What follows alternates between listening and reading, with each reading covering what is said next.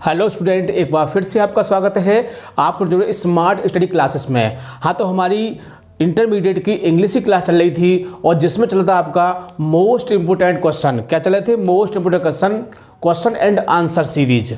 यानी कि इसमें हमने उन क्वेश्चनों को कराया है जो एग्जाम में आने लायक हैं, यानी कि सन 2021 में आपको देखने को मिल सकते हैं। तो ये पहली बुक है। तो देखो, टोटल हमने आपको 15 क्वेश्चन बताए थे, यानी कि 3 चैप्टर के, जिसको हमने पहले 5-5 के हिसाब से आज उनको हमने कंप्लीट कराया। तो आज इसका तीसरा पार्ट हम कराने वाले हैं, जिसके बाद जो आपके इंपोर्टेंट क्वेश्चन हैं वो पूरे समाप्त हो जाएंगे।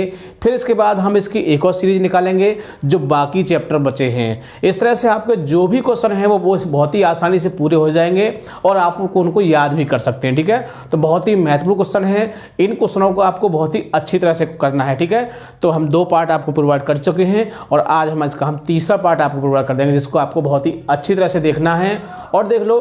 और ये बहुत ही अच्छे क्वेश्चन हैं और हो सकता है कि आपको सन 2021 में इनमें से देखने को मिले। ठीक है, तो ज़्यादा समय न वेस्ट करते हुए चलते हैं अपने टॉपिक की ओर। हेलो स्टूडेंट्स, तो क्या आप जेईएफ नीट 2024 में देने वाले हो? तो आपके लिए गुड न्यूज़ है, क्योंकि अनअकैडमी आप सभी के लिए लेकर आया है स्टूडेंट एक न्यू बैच जो कि स्टार्ट हो रहा है 8 फ़रवरी से। कब स्टार्ट हो रहा है स्टूडेंट? 8 फरवरी से बैच स्टार्ट हो रहा है और इंडिया टॉप एजुकेटर्स आपको यहाँ पर टीच करने वाले हैं। Nitish Kumar, Poonam Lakhani, Mrityunjay Pandya, Divyanshu Chaurasia. Kick start your JEE NEET foundation batch start कब हो रहा है स्टूडेंट? 8 फरवरी से। और यहाँ पर आप एजुकेटर्स के बारे में पूरी जानकारी ले सकते हो, नीतीश कुमार जी के बारे में, पूनम लखानी के बारे में, मृत्युंजय पांड्या के बारे में या दिव्यांशु चौरसिया के बारे में। इनके बारे में पूरी डिटेल है कि इन्होंने क्या कर रखा है और क्या आपको पढ़ाने वाले हैं। ठीक है ना बच्चों? तो उम्मीद करता हूं यहां तक आपको कोई भी परेशानी नहीं होगी। चलिए स्टूडेंट, आगे बात करते हैं वैल्यू ऑफरिंग। यहां पर देखो क्या मिलेगा आपको। सबसे पहली चीज आती है, बहुत सारे बच्चे कमेंट करते हैं सर हम अनअकैडमी का प्लस सब्सक्रिप्शन लेंगे तो हमें बेनिफिट क्या मिलेगा। स्टूडेंट समझिए, देखो लर्न आप घर बैठे लाइव क्लासेस ले सकते हो यहाँ से। अनलिमिटेड एक्सेस होगा आप सभी के पास, जितने भी कोर्सेज हैं आप सभी उन पर एक्सेस पा सकते हो। प्रैक्टिस टेस्ट होंगे आप सभी के। बैच कोर्सेज, देखो बहुत सारे यहाँ पर बैचेज चलते हैं, उनमें से आप कोई सा बैच सेलेक्ट कर सकते हो। मेंटरशिप एंड गाइडेंस होगा स्टूडेंट, टॉप एजुकेटर्स आपको मेंटेन करेंगे और गाइड करेंगे कि आपको प्रिपरेशन कैसे करनी चाहिए। उसके बाद स्टूडेंट यहाँ पर आपका जो सिलेबस है उसको बहुत अच्छे से कंप्लीट कराया जाएगा। रेगुलर आपका डाउट क्लियरिंग सेशंस रहेंगे, जिसमें आप अपनी जो प्रॉब्लम्स हैं उनको पूछकर उनका सॉल्यूशन पा सकते हो। लाइव टेस्ट सीरीज रहेंगी। स्टडी मटेरियल मिलेगा बच्चों आपको पीडीएफ फॉर्मेट में। और आप यहाँ पर सब्सक्रिप्शन कैसे ले सकते हो और वो भी मैं आपको बताने वाला हूँ। नीचे डिस्क्रिप्शन में जो लिंक है उस पर क्लिक करना, तो आपके सामने स्टूडेंट नीचे गेट सब्सक्रिप्शन का ऑप्शन आ जाएगा। उस पर आप क्लिक करोगे तो आपसे स्टूडेंट यहां पर हैव अ रेफरल कोड पूछेगा, तो वहां पर आपको डालना है स्मार्ट स्टडी। क्या डालना है? Smart study. बिल्कुल भी गैप नहीं करना है। और जैसे ही स्टूडेंट आप स्मार्ट स्टडी कोड अप्लाई करोगे, आपका जो प्राइस है वो ऑटोमेटिक 10% कम हो जाएगा। तो जल्दी से ज्वाइन करो, डिस्क्रिप्शन में लिंक दे रखी है। ओके स्टूडेंट्स,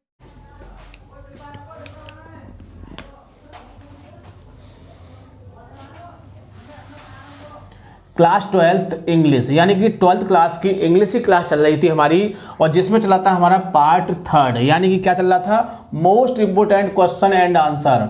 यानी कि हमारे जो मोस्ट इंपोर्टेंट क्वेश्चन आंसर है उनकी सीरीज चल रही थी। तो आज इसका ये तीसरा पार्ट है। इसके बाद आपके जो भी इंपोर्टेंट क्वेश्चन है वो समाप्त हो जाएंगे और फिर बाकी जो चैप्टर बचे हैं उनके हम आपको कराएंगे। ठीक है ना?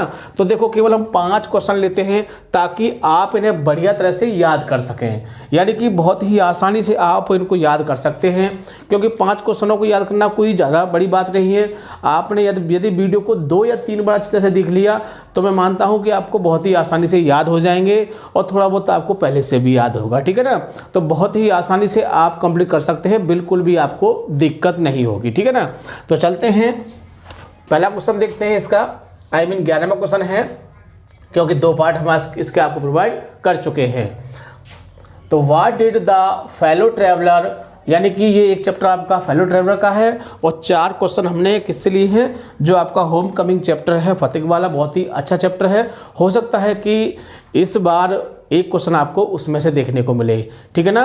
तो हमने आपको पहले बताया था कि यदि आपने 3 चैप्टर शुरुआत के बढ़िया तरह से कर लिए तो मैं गारंटी देता हूं कि आपको एक क्वेश्चन 100% मिल जाएगा। ठीक है ना? जो मैंने क्वेश्चन आपको कराए हैं। तो कौन सा क्वेश्चन है इसका? What did the fellow traveller, what में से क्या डिड द फेलो, यानी सहयात्री ने डू टू अवॉइड, बचने के लिए, the sentence of the death, यानी मृत्यु की सजा से बचने के लिए उस सहयात्री ने क्या किया, यानी कि जो उसे मृत्यु की सजा उसने दी थी लेखक ने, तो उससे बचने के लिए उस फेलो ट्रैवलर ने, आई मीन उस मच्छर ने क्या किया। तो देखते हैं क्या किया। देखिए, टू अवॉइड माने बचने के लिए, द सेंटेंस ऑफ डेथ मृत्यु की सजा से बचने के लिए, द फेलो ट्रैवलर यानी कि जो सहयात्री था, सेव्ड इटसेल्फ यानी कि उस सहयात्री ने बचा लिया अपने आप को, स्वयं को, बड़ी किससे, कनिंगली, बड़ी चालाकी से बचा लिया उसने, ठीक है ना। बिकॉज क्योंकि, द मॉस्किटो वाज क्योंकि जो मच्छर था, वेरी क्लेवर बहुत ज़्यादा चालाक था। कैसा था? बहुत ज़्यादा चालाक था। देन द राइटर किसकी अपेक्षा? लेखक की अपेक्षा। यानी कि जो मच्छर था वो लेखक की अपेक्षा बहुत ज़्यादा चालाक था, इसीलिए उसने अपनी बड़ी चालाकी से उसने स्वयं को उससे बचा लिया, ठीक है ना। तो बहुत ही सरल आंसर है, 2 बार पढ़ लोगे आसानी से याद हो जाएगा। अगला क्वेश्चन देखते हैं। Who was the ring leader? Who माने कौन, वाज माने था, द रिंग लीडर माने सरगना जिसको बोलते हैं। और यानी कि कोई टीम का जो मुखिया होता है, आपने देखा होगा, हम आपको पहले बता चुके हैं कि मान लो कोई ग्रुप है, या तो अच्छा ग्रुप मान लीजिए या बुरा ग्रुप मान लीजिए, उसका जो मेन व्यक्ति होता है, यानी कि अगर कहें कि जो विलेन होता है, जो मुख्य गद्दार जो होता है, उसको बोलते हैं, क्या बोलते हैं उसको? रिंग लीडर बोलते हैं। जो बुरे लोगों कमेटी का जो सरदार होता है, 16 में जैसे गब्बर था, और कौन सी थी वो, मोगेम्बो था, उसमें तहलका में मोगेम्बो था, ठीक है ना। तो ऐसे ही सेम कैसी कंडीशन थी, किसकी थी? ये कौन था? वो सरगना था। कौन? Among the boys of the Blaze, जो गांव के लड़के थे उनका जो सरगना, उनका मुखिया कौन था? तो देखो, हमने आपको बताया था कि हु वाले क्वेश्चन को याद करना बड़ा ही आसान होता है, क्योंकि ऐसे क्वेश्चनों में हु का मतलब क्या, आपको एक शब्द लिखना है और आंसर आपका कंप्लीट हो जाएगा, ठीक है। देखो मैं बताता हूँ कैसे कंप्लीट होगा। यानी हु की जगह क्या लगाना है? फतिक लगाना है आपको, केवल क्या लगाना है? फतिक। तो क्या हो जाएगा? फतिक चक्रवर्ती पूरा नाम है इसका। Phatik Chakravarti was the ring leader among the boys of the Blaze, जो गांव के लड़कों के बीच में जो मुखिया था, जो सरगना था, वो कौन था? वो फतिक चक्रवर्ती था। तो ये फतिक चक्रवर्ती आपको एक नाम याद रखना है बस, ठीक है, बहुत ही आसानी से हो जाएगा याद। अगला क्वेश्चन देखते हैं। 13 में क्या कहता है? Why was Phatik run away from the school? बहुत ही इंपॉर्टेंट क्वेश्चन है। और देखो ये क्वेश्चन आपके जो सेट नंबर 5 में आया है, और हो सकता है कि आपको सन 2021 में भी देखने को मिल सकता है। तो बढ़िया तरह से इन क्वेश्चनों को याद करोगे, चैप्टर पूरा ही इंपॉर्टेंट है। तो Y was Phatik run away, यानी कि फतिक क्यों भाग गया? फ्रॉम द स्कूल माने स्कूल से। तो कह सकते हैं कि फतिक स्कूल से क्यों भाग गया था। तो देखो, स्कूल से भागने का कोई ना कोई कारण होता है। मान लीजिए आप भी स्कूल जाते होंगे, तो स्कूल से भागते हैं तो कोई अच्छा कारण हो सकता है या कोई बुरा कारण हो सकता है, कोई ना कोई कारण जरूर होगा। अब देखते हैं फतिक का क्या कारण है। Phatik was run away from the school, यानी फतिक जो था वो स्कूल से भाग गया। बिकॉज क्योंकि एवरीडे माने प्रतिदिन, the teacher use to beat him, क्योंकि जो अध्यापक थे वो उससे प्रतिदिन पीटा करते थे। विद कैन, किससे पीटते थे? बैत से पीटते थे। अनमर्सीफुली, कैसे? क्रूरता से या निर्दयता से। तो कह सकते हैं कि फतिक स्कूल से भाग गया था क्योंकि स्कूल के जो अध्यापक थे उसे बड़ी बेरहमी से उसको बैत से पीटते थे, ठीक है ना। अगला देखिए 14वां क्वेश्चन देख लेते हैं। Why was Phatik excited? Why miss क्यों? वाज मिस था, फतिक माने फतिक, एक्साइट माने उत्तेजित। टू गो टू कलकत्ता, यानी कलकत्ता जाने के लिए फतिक उत्साहित क्यों था, चिंतित क्यों था, ठीक है ना। तो देखो हमने बताया था इसे वाज आ गया, तो अगर डिड आता है तो सेकंड फॉर्म में बदल देते हैं। डू ही दिया हो तो सेम वही वर्ब रहती है, और डज आता है तो उसको हम ऐसे ही ऐसे बदल देते हैं, ये हम आपको बता चुके हैं। अब इसमें क्या आ गया? वाज आ गया। तो हमने क्या बताया था, जब वाज आता है तो उसको हम सब्जेक्ट के बाद पहुंचा देते हैं। तो देखिए बताएंगे, बनाते हैं फतिक वाज, यानी क्वेश्चन में ऐसे बनाएंगे, Phatik was excited to go Calcutta, यानी फतिक जो था वो कलकत्ता जाने के लिए क्या था? उत्सुक था, है ना, उत्तेजित था, उत्सुक था। बिकॉज क्योंकि ही लिव्ड इन ए विलेज, क्योंकि वो एक गाँव में रहता था। कहाँ रहता था? गांव में रहता था, उसको शहर जाने का मौका मिल रहा था तो उत्साहित तो होगा।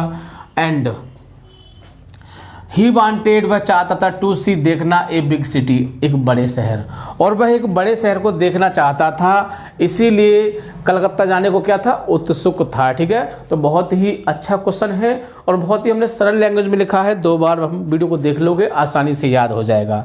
अगला क्वेश्चन देख लेते हैं, लास्ट 15। विच थिंग्स, यानी कौन सी वस्तुएं वर बिक्वाइटेड टू माखन, यानी कि माखन को दी गई, कौन सी वस्तुएं माखन को दी गई, किसके रूप में, विरासत के रूप में, बाय हिज ब्रदर फतिक, उसके भाई फतिक के द्वारा और विरासत के रूप में कौन सी वस्तुएं उसको दी गई थी। तो देखो 2-3 वस्तुएं उसने दी थी। तो फतिक बिक्वाइटेड, फतिक ने उसको वस्तुएं दी विरासत के रूप में टू हिज ब्रदर, अपने भाई के लिए। कौन से भाई के लिए, माखन भाई के लिए, जो माखन नाम था उनका भाई, मक्खन कह सकते हो, मक्खन। हिज फिशिंग रॉड, क्या थी, उसकी फिशिंग रॉड थी, जो मछली पकड़ने का जो कांटा होता है वो दिया था उसने। ए बिग काइट, और एक बड़ी पतंग दी थी। एंड हिज मार्बल्स, और क्या दिए थे, और कुछ कंचे थे उसको, वो दिए थे उसने। वैन, जब, ही वेंट टू कलकत्ता, जब वो कलकत्ता गया था। तो ये क्वेश्चन आंसर थे जो बहुत ही इंपॉर्टेंट हैं, और खासकर इसमें तीसरे चैप्टर के होम कमिंग, तो ये चैप्टर बहुत ही इंपॉर्टेंट है। अगर शुरू के 3 याद करो तो भी इंपॉर्टेंट है, और पीछे से 3 याद करोगे तो भी इंपॉर्टेंट है, क्योंकि आपको पता है प्रोज में आपके केवल 5 चैप्टर हैं, 5 चैप्टर हैं, और हमने बताया था कि आप 3 चैप्टर तैयार कर लेते हो, चाहे शुरू के 5 कर लीजिए या पीछे से, शुरू के 3 कर लीजिए या पीछे से 3 कर लीजिए। तो दोनों तरफ से देखा जाए तो आपका तीसरा चैप्टर जो है आपका होम कमिंग बहुत ही इंपॉर्टेंट है, और हो सकता है कि इसमें से एग्जाम में आपको कुछ न कुछ सन 2021 में देखने को मिलेगा, इसीलिए आप इसे बहुत ही अच्छी तरह से याद करोगे। ठीक है, तो वीडियो को पूरा देखोगे, बिल्कुल स्किप नहीं करना है, और सबसे खास बात, वीडियो को लाइक या शेयर करना नहीं भूलोगे, ताकि और भी विद्यार्थी इससे फ़ायदा उठा सकें। ठीक है, थैंक यू, जय हिंद, जय भारत।